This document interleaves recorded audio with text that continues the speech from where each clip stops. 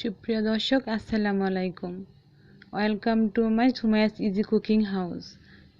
বন্ধুরা, আশা করি সবাই খুব ভালো আছেন এবং সুস্থ আছেন। আপনারা যে যেখান থেকে আমার ভিডিওগুলো দেখছেন, যদি আমার ভিডিওগুলো আপনাদের একটুকু ভালো লেগে থাকে তাহলে প্লিজ আমার চ্যানেলটিকে সাবস্ক্রাইব করবেন আর পাশে নোটিফিকেশনটাকে অন করে দিবেন। এতে করে আমার সমস্ত নতুন ভিডিও সবার আগে আপনি পেয়ে যাবেন। আর আজকে আমি আপনাদেরকে তৈরি করে দেখাবো মসুরের ডাল দিয়ে দারুণ মজাদার একটি পেঁয়াজু রেসিপি। আর এই পেঁয়াজুটা খেতে কিন্তু অসম্ভব মজার, এমনিতেও খাওয়া যায় আবার ভাত দিয়েও খাওয়া যায়, খুবই মজাদার। এই দেখুন, উপরটা ক্রিস্পি এবং ভিতরটা কিন্তু মজাদার একটি পেঁয়াজু রেসিপি শেয়ার করেছি। ভিডিও লাগলে অবশ্যই চ্যানেলটিকে সাবস্ক্রাইব করবেন। বন্ধুরা, কথা না বাড়িয়ে তাহলে চলুন ভিডিওটি শুরু যাক। আমি এখানে পেঁয়াজু তৈরি করার জন্য এক ডাল ভিজিয়ে রেখেছিলাম। 2-3 ঘন্টার মতো ভিজিয়ে রাখলেই কিন্তু ডালটা একটু নরম হয়ে যাবে। এই দেখুন, ডালটা কিন্তু নরম হয়ে গেছে। এখন এই ডালগুলোকে আমি ব্লেন্ডারে ব্লেন্ড করে নিয়েছি। দেখতেই পাচ্ছেন, সুন্দরভাবে ব্লেন্ড করে নিয়েছি। খুব বেশি একদম নরম তুলতুলে করিনি, আবার খুব বেশি আস্তও কিন্তু নেই, মিডিয়াম সাইজ করে আমি ব্লেন্ডার করে নিয়েছি। একদম নরম করা যাবে না, তাতে করে পেঁয়াজগুলো খেতে ভালো লাগবে না। এখন এর উপরে আমি দিয়ে দেব পেঁয়াজ কুচি।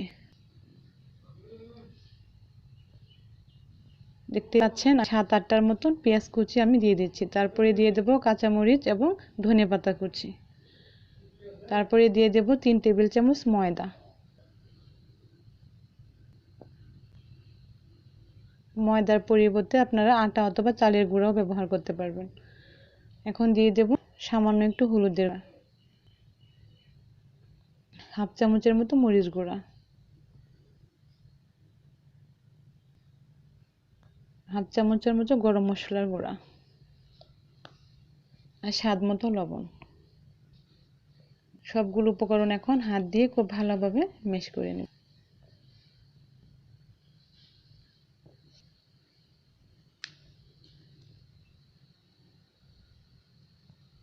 আমার মাখানো হয়ে গেছে। আমি এখান থেকে অল্প অল্প করে এতটুকু ছোট ছোট করে আমি নিব। অল্প অল্প করে নিয়ে আমি তেলে ভেজে নেব। আর আমি চুলাতে কড়াই বসিয়ে দিয়েছি, পরিমাণ মতো তেল দিয়ে দিয়েছি। তেলটা খুব ভালোভাবে গরমও হয়ে গেছে। এখন আমি একটা একটা করে পেঁয়াজও এই তেলের মধ্যে ছেড়ে দেব।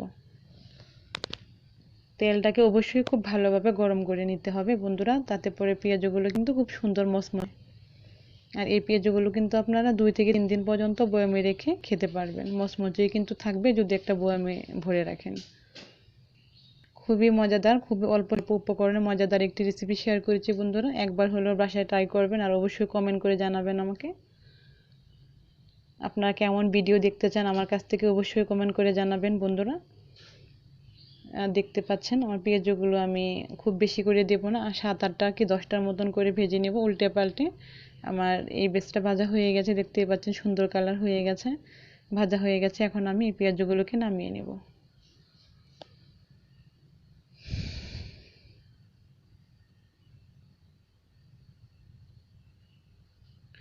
বন্ধুরা, দেখলেন তো অল্প সময়ে অল্প উপকরণে কত সুন্দর একটা পেঁয়াজ রেসিপি হয়ে গেল।